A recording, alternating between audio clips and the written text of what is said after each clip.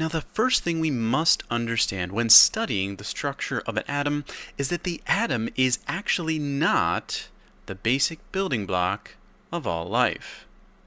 Instead, it is a model of the basic building block of all life. It's a way to understand, but don't get confused between the model and how things actually are.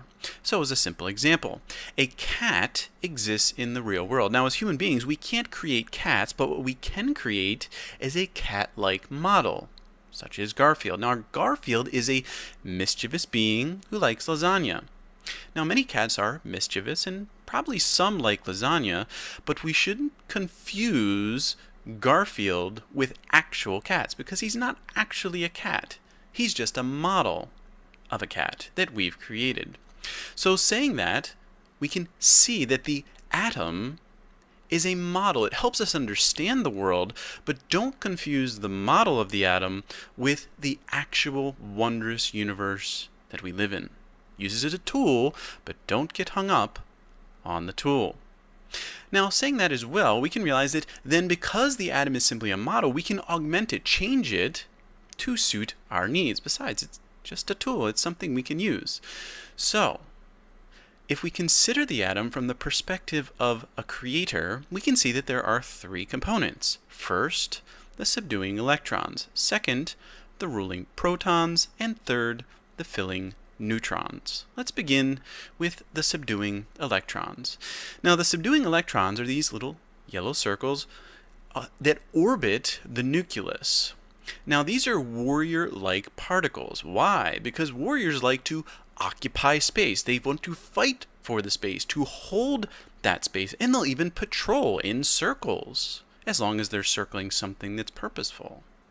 So that's very similar to the electrons in the atom. And like warriors, the electrons work in teams. They have cool little layers of teams that they work with to occupy more and more space.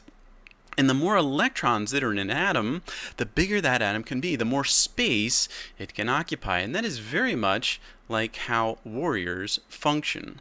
And you'll notice too, the little yellow circles there have a negative sign in them, because the electrons are negative, and warriors many times come off as very abrasive, very negative, particularly if someone comes unwelcomed, or worse yet, unwanted.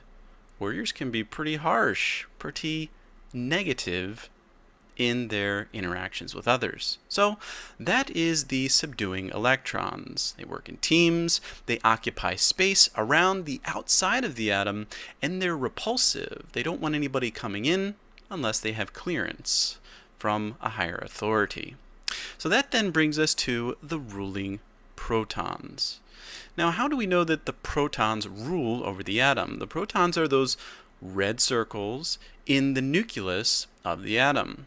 Well, we know that the protons are the ruling component of the atom because when scientists count the components of an atom, guess which components they count to decide what type of atom it is? Well, of course, they count the protons because the protons rule over the atom. So as an example, carbon can have 7 electrons or 5 electrons, or it can have 7 neutrons or 5 neutrons. However, the moment an atom has 7 protons, it can no longer be carbon. It is now nitrogen. And they're pretty positive about this. They're happy to rule, and they want everybody to know that they rule. So they make it very clear through their positive nature that they are ruling over what type of atom exists. So once we understand the warrior-like subduing electrons and the will-like ruling protons, we can finally understand the filling wizard-like neutrons.